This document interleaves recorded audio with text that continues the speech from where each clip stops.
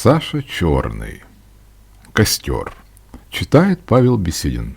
Эй, ребятишки, валите в кучу хворост колючий, щепки и шишки, а на верхушку листья и стружку спички живей.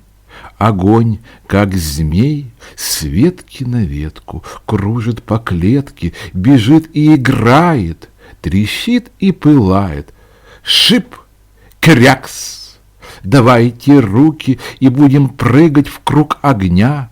Нет лучшей штуки зажечь огонь среди бела дня. Огонь горит, и дым глаза ужасно ест, костер трещит, пока ему не надоест. Осторожней, детвора, дальше, дальше от костра можно загореться. Превосходная игра.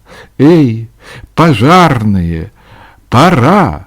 Будет вам вертеться, лейте воду на огонь, сыпьте землю в песок, но ногой углей не тронь, загорится башмачок.